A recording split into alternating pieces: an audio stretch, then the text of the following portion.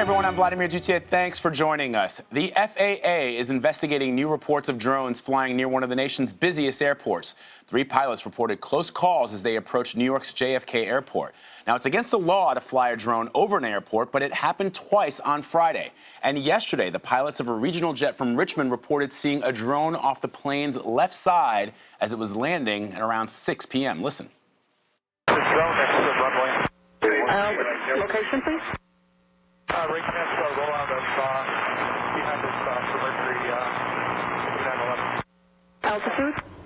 30 feet. 30 feet. Well, the FAA is also looking into another close call with a drone yesterday near New Jersey's Sewell Airport. The pilot of a small private plane said he was forced to make a sharp turn to avoid hitting the drone. Kris Van Cleave joins us now from Washington with more on the growing safety concern. Kris, thanks for being here. Sure thing, Vlad. You know what, we're hearing 3 incidents around John F. Kennedy Airport in New York since Friday. 2 of them happening on Friday. One was a Delta airliner, the other an A320 belonging to JetBlue. In both cases, the pilots reported seeing a drone near their aircraft.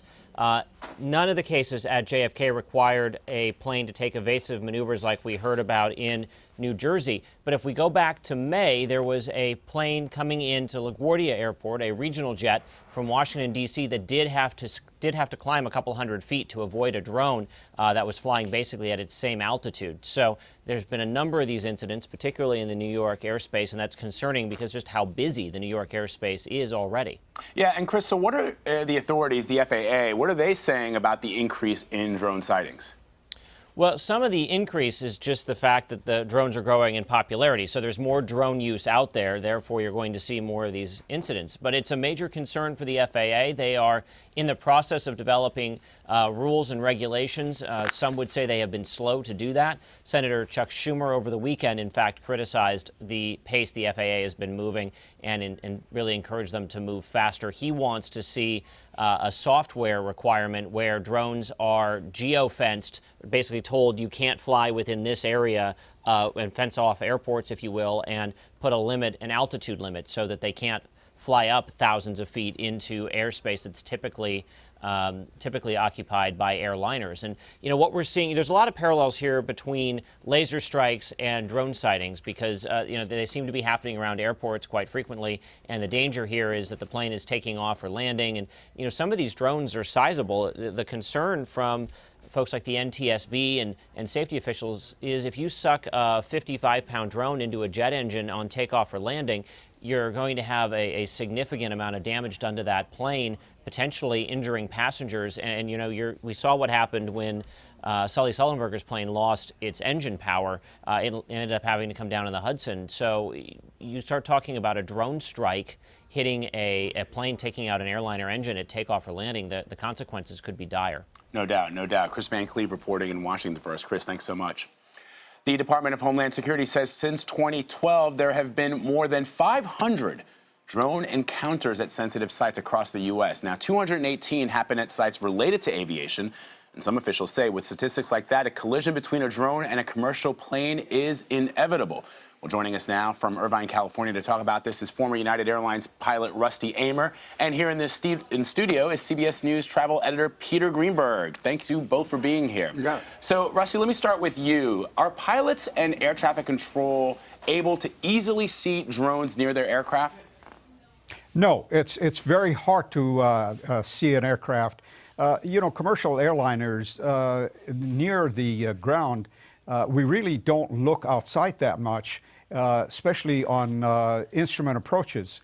They're watching all their instruments. It's extremely hard to look and find a small drone. Yeah, and as Kris Van Cleave just reported, Rusty, we know that Captain Sullenberger landed an aircraft on the Hudson River when there was a bird that was ingested into one of the engines. How damaging would a drone be? Extremely damaging. You know, as engines get more powerful, for example, on the new versions of the 777, you're talking about 120 to 140,000 pounds of thrust. But the engines become very, very delicate at the same time. The slightest small object could throw the balance of this huge engine and literally come apart. And obviously, we know what happens if one of these huge engines come apart. It could be very dangerous. Stand by, Rusty. Let me ask Peter a question about that. Sure. How should airline manufacturers be dealing with this, with the fact that these drones, if they strike an engine or if they strike any part of the plane, could damage it? Well, let's start out with the definition of what a drone is. It's an unidentified flying object. It's a UFO. It's not in any kind of radio communication. The person who's flying, it's not in communication. And as the captain just told you, you're flying at those speeds, even on approach, which is a slower speed, you're not going to see these drones very easily. So if you can do something like this, if you can actually design an air traffic control system that deals with what we call the terminal control areas, which are restricted airspace around airports, you've got a chance. But let's go beyond that. We're talking about civilian aircraft as well. If you take a look at the number of drones that are being flown within a 7-mile radius of Van Nuys Airport in California or Orange County Airport in Los Angeles, two of the biggest civilian airports in terms of traffic in the world, it's not really a question of if there's going to be a problem, it's really a question of when. And Peter, I guess the question is, these drones are restricted around airports. So are we to assume, is the FAA saying that these are just basically folks who either made a mistake or don't know what they're doing or don't realize that their drones have flown into restricted airspace? There's nobody that I know right now who is manually flying a drone who can tell you for a fact that they are or not in restricted space, because it's an altitude restriction. How would I know? I wouldn't know. You wouldn't know. And hobbyists out there with no prior training may be technically able to fly it. But the question is, where are they going? Yeah, so Captain Amer, let me ask you, this weekend the Department of Homeland Security issued a warning about the threat of terror attacks from drones. So how much of a threat are drones to commercial aircraft if they're used for nefarious purposes? Right now, we don't know why they're straying into restricted airspace, but could they be used for nefarious purposes? And if so, what could be the problem there? Absolutely. Like we talked about the engines, although for a large commercial aircraft, a small, even a 50-pound drone, may not be a imminent danger to the body of the aircraft, but the engines. And recently, you probably know that there was a huge fire in California, and they could not send the water-dropping or retarding dropping aircraft into the area because there were so many of these drones flying in this, what we call a TFR, immediately around the fire. FAA prohibits that area from anybody else flying. But they had to actually stop these water-dropping aircraft because of these drones.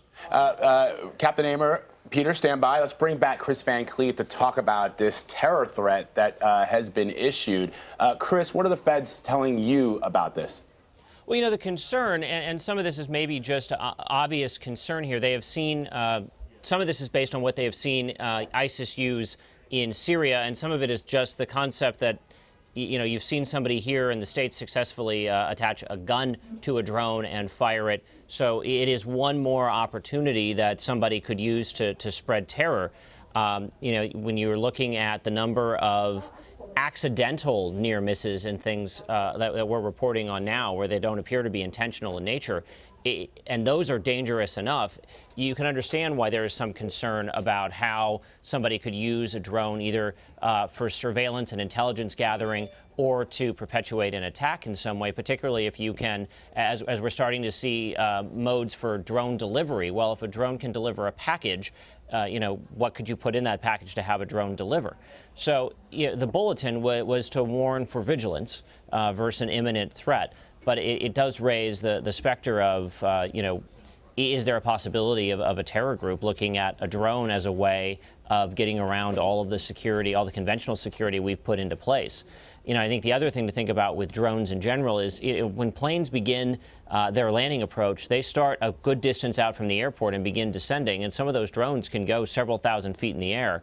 You don't necessarily have to be close into the airport to be a threat. If you can get good altitude on one of those drones, you run the risk of coming in contact either with an airliner or a private plane, particularly in really busy airspace. So there is the concern about the potential for nefarious use, there's also the real big danger of just, sort of accidental operator error on the part of the drone operator who lets the thing fly up in the air, maybe loses sight of it or doesn't gauge the distance well and gets it way too close to an aircraft. Peter, you wanted to jump in. Yeah, when the captain was talking about the fire recently, where they couldn't use the water-dropping planes because there are too many drones, when the FAA closes off airspace, they send out a notice to airmen, just like if they're going to do it if the Pope visits America or for the Super Bowl.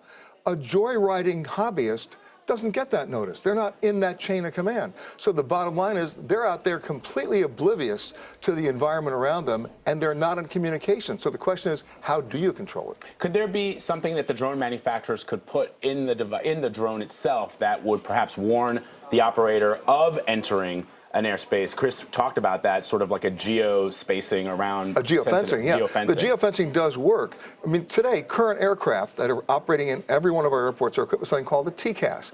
It's a collision avoidance system. Both airplanes have to have it, and both airplanes have to be in communication, so that if both airplanes are on a collision course, one tells the pilot climb right, the other one tells the other pilot dive right. That's not going to happen with drones. The technology is too expensive to put in there right now. But the geofencing concept, I think it's a good idea. Captain Amer, so for pilots who are flying these airplanes around areas where people may be flying drones, is there anything that can be done as far as training is concerned, other than the eagle eye that pilots bring to the table every time they go up in the air? Both Peter and your reporter made some extremely important points. Again, it's extremely hard for a pilot to watch for a very small object. We're trained to watch for other aircraft, and even sometimes we don't even see a large aircraft when, you're talking about perhaps 1,000 miles of closure speed. It becomes very hard, especially a small drone. But, ironically, I was talking in a surf event not too long ago with one of these drone people, and I encouraged the guy. I said, you can use these things for surfing because it's very hard to catch it. I didn't know I was creating a monster. Yeah, I mean, well, there are a lot of people that are very, very sensitive to these enthusiasts, these hobbyists that fly these drones. And I guess the fear on their end is that there will be some kind of regulation that will prohibit them. Kris, are you hearing anything about that could be coming down the pike? Well, the FAA has been writing these guidelines for quite some time, and they're really, the criticism the FAA is facing is that they're not keeping pace with this exploding trend.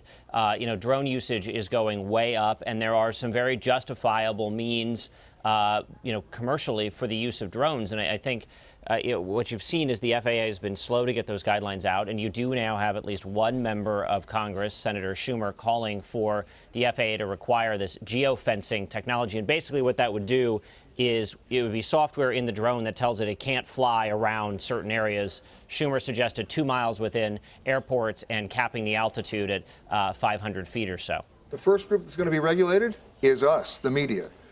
Because the last thing helicopter pilots want in a car chase situation or when they're in a crime scene is to look out for other drones flown by the news media. So you're going to see those first regulations come down pretty hard, I think, on television cameras. But in your thinking, Peter, it's something that needs to be done, right? I mean, we've had these instances of these laser beams that are flashed into the cockpits of airplane, and people don't realize how bright it gets from the ground. Now you have this drone issue. Listen, whether it's accidental or intentional, it's, in my opinion, it's not a matter of if, it's a matter of when. And once you get to that point and you cross that threshold, you're going to need some rules. All right.